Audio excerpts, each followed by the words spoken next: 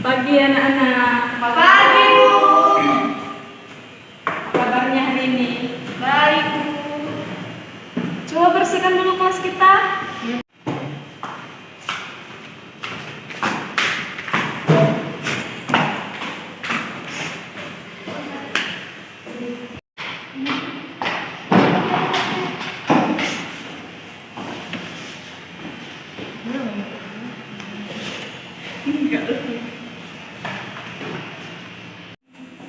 Kelasnya sudah bersihkan? Sudah, Bu. Sudah, Bu. Ketua kelas siapa? Beres, Bu. Pimpin doanya, Tres. Sebelum kita memulai pelajaran, langkah baiknya kita berdoa sesuai agama dan kepercayaan kita masing-masing. Silakan mulai. Berdoa selesai. Sudah bersihkan, Ibu mau mengabsen dulu ya. Baik, Bu. Desi Angelina Panjaitan, Hadir, Bu. Graciela Barimbing, Hadir, Bu. Adi Jodi Nenggolan, Hadir, Bu. Lili Riani Purba. Hadir, Bu. Semuanya hadir kan? Hadir, Bu. Baik, sebelum kita memulai pelajaran kita, Ibu mau mengajak kalian untuk exit briefing terlebih dahulu. Semuanya berdiri yuk. Nah, Ibu contohkan dulu ya exit briefing kita seperti ini. Perhatikan yang Ibu ucapkan.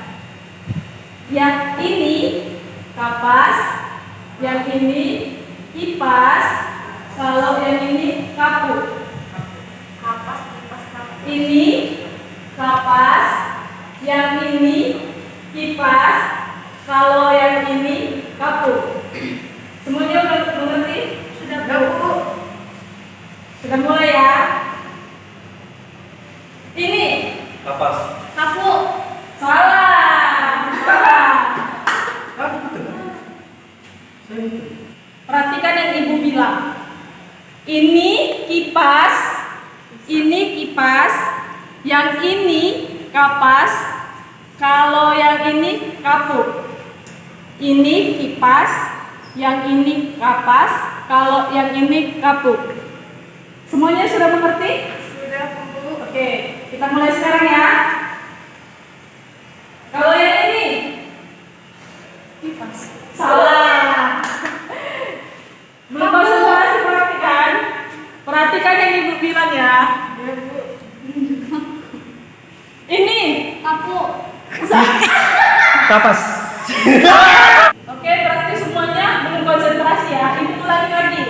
Perhatikan yang Ibu bilang. Ini kipas, yang ini kapas, kalau yang ini kapur. Oke? Kalau yang ini kapur. Sekali lagi harus konsentrasi semuanya. Ini Kipas. kipas. Betul. Berarti semua sudah konsentrasi ya. Oke, berarti kita bisa memulai pembelajaran kita hari ini. Silakan duduk semuanya. Ibu, jadi kita akan memulai pembelajaran kita. Ibu mau nanya dulu. Semuanya tadi kesini naik apa? Naik Angkot, Bu. Kereta. Naik kendaraan semuanya kan? Gak ada yang jalan kaki. Iya, Bu, naik kendaraan. Dahulu orang itu siswa-siswa kalau mau pergi sekolah orang itu tidak ada kendaraan dahulu.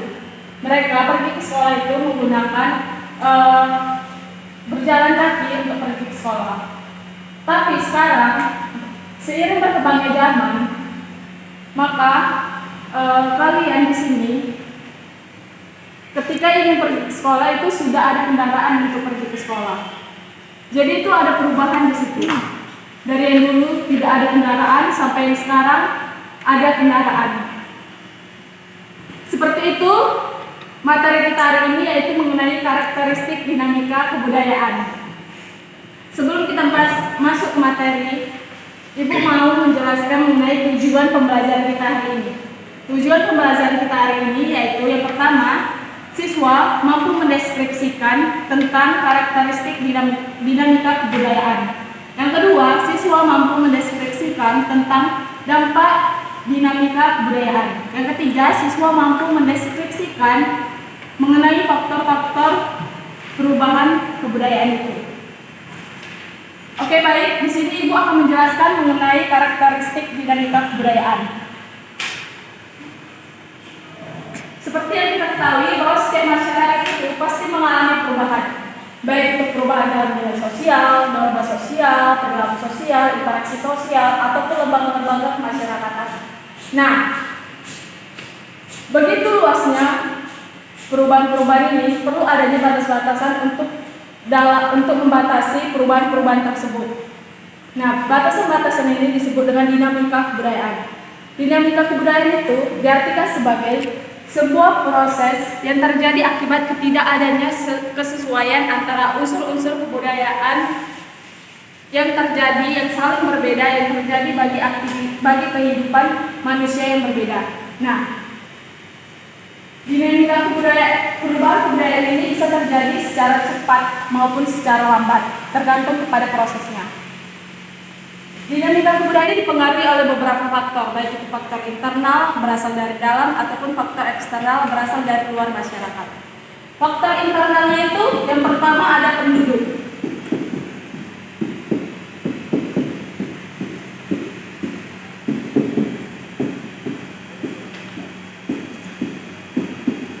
Penduduk ini merupakan faktor yang sangat penting mempengaruhi perubahan kebudayaan. Misalnya nih, pertumbuhan penduduk itu dapat berakibat terjadinya perubahan dalam lembaga-lembaga kemasyarakatan, susunan masyarakat, perilaku sosial, maupun susunan perumahan yang kompleks. Penduduk inilah yang sangat mempengaruhi perubahan kebudayaan tersebut. Dan yang kedua itu yaitu teknologi dan penemuan baru.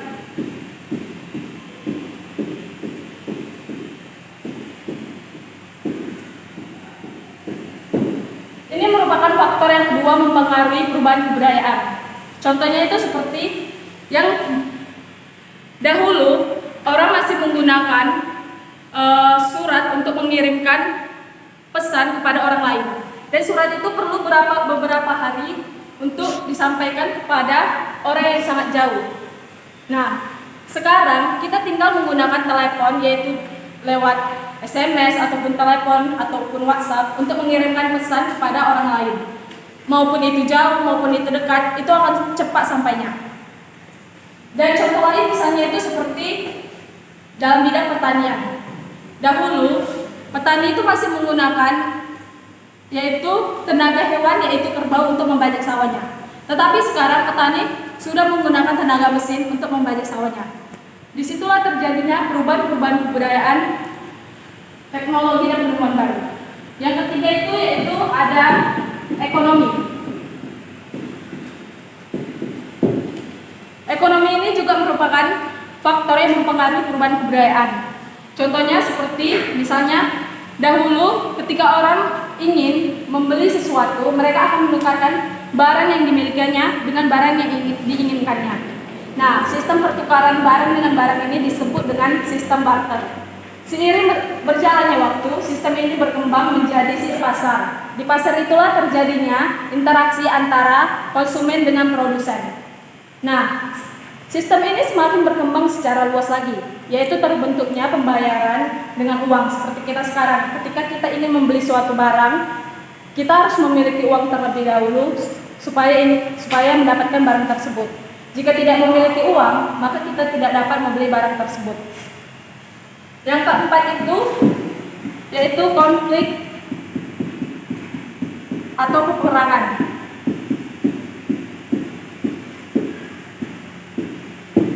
Konflik dan peperangan ini dapat terjadi antara kelompok dengan kelompok ataupun antara individu dengan kelompok. Nah, konflik ini akan menyebabkan perubahan kebudayaan, yaitu berubahnya kebudayaan akibat pertentangan atau konflik yang dialami oleh individu dengan individu ataupun kelompok dengan kelompok. Yang kelima itu ada revolusi. Revolusi ini merupakan faktor internal yang mempengaruhi perubahan kebudayaan. Contohnya itu seperti revolusi yang terjadi pada saat tahun 1945 pada saat proklamasi kemerdekaan Indonesia. Nah, revolusi ini berakibat terusirnya penjajah dari bumi Nusantara kita.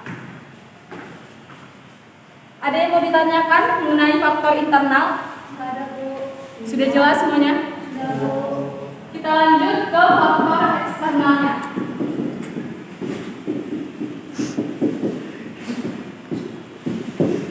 Faktor eksternal ini merupakan faktor yang berasal dari luar masyarakat.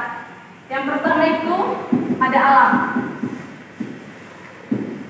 Alam ini merupakan faktor dari luar masyarakat yang mempengaruhi perubahan kebudayaan. Misalnya, terjadi bencana alam di daerah pegunungan. Nah, otomatis masyarakat di daerah pegunungan tadi akan berpindah tempat tinggal ke daerah dataran rendah yang kehidupannya itu bersawah. Hal ini akan berakibat untuk kepada masyarakat yang terkena bencana alam tersebut, yaitu masyarakat pegunungan. Nah, mereka akan menyesuaikan diri atau beradaptasi dengan lingkungan baru mereka. Mereka akan melakukan pola aktivitas yang berbeda dari yang berkebun menjadi bertani. Yang kedua itu ada faktor yaitu pengaruh kebudayaan lain. Nah, pengaruh kebudayaan lain itu dipengaruhi oleh dua cara. Pertama itu ada akulturasi dan yang kedua difusi.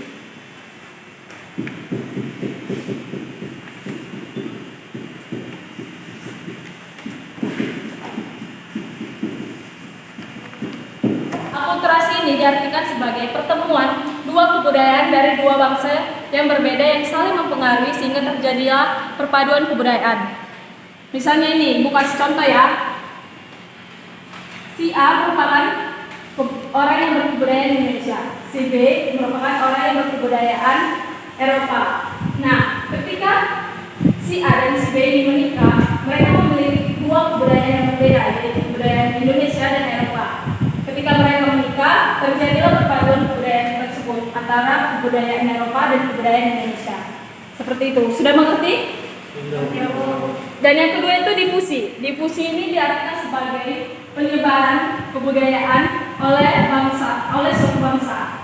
Nah, penyebaran kebudayaan ini bisa dicontohkan seperti misalnya negara Indonesia itu diundang untuk melaksanakan festival di negara Eropa. Nah, mereka menampilkan sebuah pertunjukan kebudayaan mereka. Dan kebudayaan ini menimbulkan dampak baik positif maupun negatif sebagai akibat dari adanya arah perubahan budaya yang tidak terkontrol. Dampak positifnya yang pertama itu, anak-anak perhatikan ibu menjelaskan ya. Ya Bu. Nanti ibu tanya loh. Dampak positifnya yang pertama itu, masyarakat yang pendidikannya maju makin kritis pola berpikirnya. Yang kedua, masyarakat yang berpikir rasional akan menjauhi hal-hal yang bersifat irasional. Yang ketiga, bentuk-bentuk peralatan hidup manusia yang semakin membantu memudahkan kehidupan manusia. Yang keempat, meningkatnya taraf hidup masyarakat. Dan yang kelima, lebih banyak barang dan jasa yang tersedia. Sedangkan dampak negatif yang ditimbulkan oleh perubahan kebudayaan ini, yang pertama itu, bentuk-bentuk kesenian tradisional akan tergantikan oleh kesenian modern. Dan yang kedua, bentuk-bentuk peralatan tradisional akan tergantikan oleh peralatan-peralatan modern. Dan yang ketiga, tenaga kerja manusia akan digantikan oleh tenaga mesin. Karena semakin berkembangnya teknologi, sehingga tenaga mesin semakin canggih, sehingga tenaga manusia digantikan oleh tenaga mesin. Baik, sampai sini ada yang mau dipertanyakan? Semuanya sudah mengerti? Sudah Bu. Kita akan masuk ke diskusi kelompok. Jadi ibu mau membentuk dua kelompok terdiri dari dua orang satu kelompok. Ibu saja yang membentuk ya. Kelompok satu itu Desi dengan Grace, kelompok dua Jody dengan Lily. Nah, di sini kalian akan mendiskusikan mengenai penemuan-penemuan baru yang berkaitan dengan perubahan kebudayaan. Kalian bisa mencari referensinya itu di buku paket kita, yaitu buku antropologi. Di situ ada banyak penemuan-penemuan baru. Kita mulai saja diskusinya sekarang. Sudah mengerti kan apa yang mau didiskusikan? Kita mulai sekarang saja ya. Diskusilah.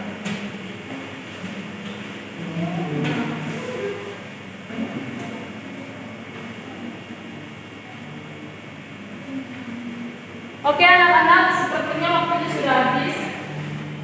Sudah selesai kan diskusinya? Sudah.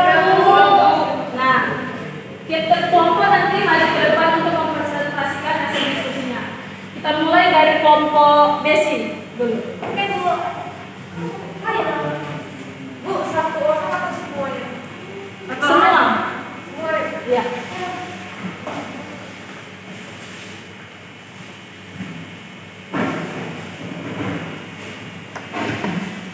Dah, mulai Bu. Mulai.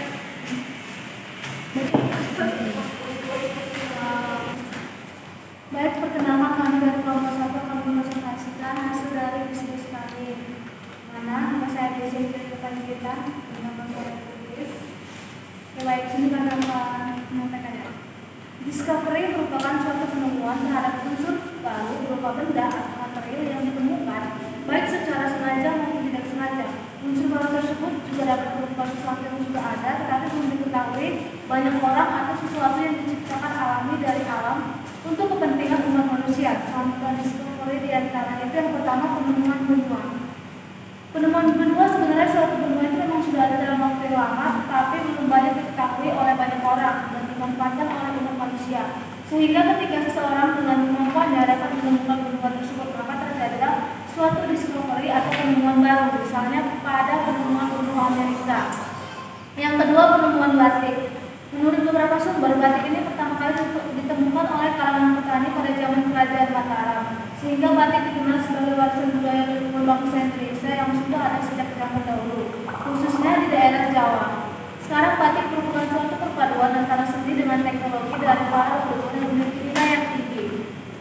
Selanjutnya yang ketiga, penemuan alat alami. Banyak penemuan baru yang pengobatan alami yang menggunakan bahan alam yang sudah ada tetapi belum diketahui manfaatnya bagi manusia. Sehingga beberapa ahli kesehatan berupa dengan sengaja menciptakan berbagai macam obat alami untuk berbagai macam penyakit. Yang keempat ada penemuan robot. Semakin berkembangnya zaman juga pengaruh terhadap banyaknya penemuan baru, termasuk dalam dunia teknologi seperti banyak pengembangan robot-robot yang perubahan untuk memudahkan manusia dalam berbagai bidang. Yang terakhir ada penemuan kertas. Penghisap tinta, kertas penghisap tinta yang ditemukan secara tidak sengaja oleh sebagian pabrik kertas. Karyawan tersebut lupa untuk masuk ke dalam kertas. Sekian hasil dari presentasi kami. Saya ucapkan terima kasih. Oke, baik. Oh ya, pada kelompok 1 yang sudah maju. Sekarang kelompok 2 silakan maju untuk mempresentasikan hasil diskusi.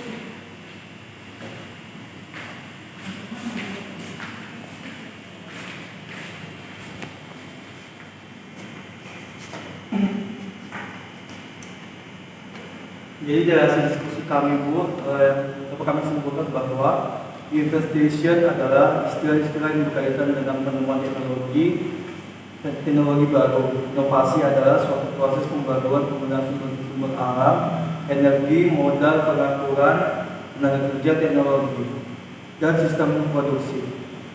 Jadi Bu, menurut penelitian Lingard, ada 3 faktor yang mendorong seseorang mengembangkan penemuan baru, yaitu yang pertama, kesadaran para anggota masyarakat akan kekurangan dalam unsur kebudayaannya. Yang kedua, mutu dari karya kebudayaan. Dan yang ketiga, sistem perangsang bagi aktivitas pencipta atas penemuan dalam masyarakat. Selanjutnya, teknologi dan fasilitas dalam mencoba mengalami perkembangan yang sangat pesat berkat adanya penemuan teknologi canggih yang dilakukan oleh berbagai perusahaan pembuat telepon seluler. Pada saat ini, selain untuk melakukan pembelajaran telepon, telepon generasi terbaru juga bisa digunakan sebagai radio, pemutar lagu, kamera video, dan televisi. Suatu discovery bisa menjadi invensi apabila masyarakat sudah meyakini, menerima, dan menerapkan suatu penemuan baru. Contohnya adalah pesawat terbang merupakan contohnya.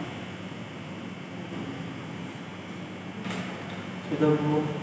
Sudah. Beri tepuk tangan pada kelompok 2 yang sudah mempresentasikan.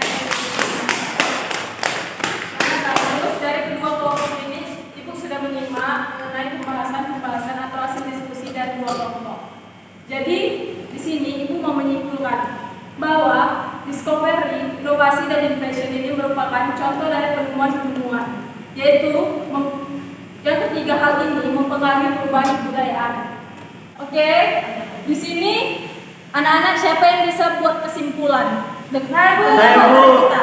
Oke, Tas Bu. Saya Bu. Adik jadi dulu yang buat kesimpulannya ya.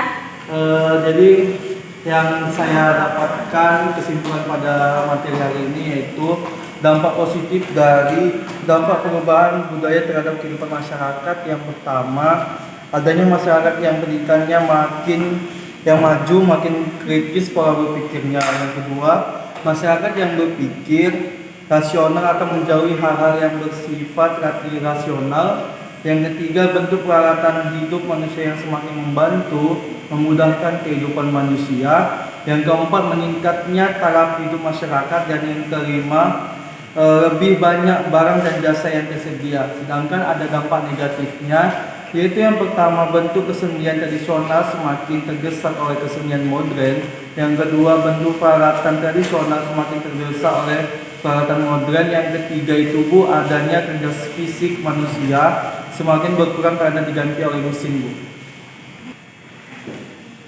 Oke, untuk Jody sangat kesimpulan yang sangat bagus. Ibu mau memberi sebuah penghargaan. Oke. Ibu ada satu lagi. Siapa yang bisa buat kesimpulan tentang materi kita? Ibu akan kasih satu lagi. Oke, Lili. Jadi Bu, kesimpulannya yaitu ada 3 faktor yang mendorong seseorang mengembangkan penemuan baru. Yang pertama, kesadaran para anggota masyarakat akan kekurangan dalam unsur kebudayaannya. Yang kedua itu ada mutu dari keahlian kebudayaan. Yang ketiga itu sistem perangsang bagi aktivitas mencipta atau menemukan dalam masyarakat. Sudah Bu. Oke, baik. Lili juga berarti menyimak ya materi kita hari ini. Terima kasih Bu. Tepuk tangan dong buat teman-teman kita.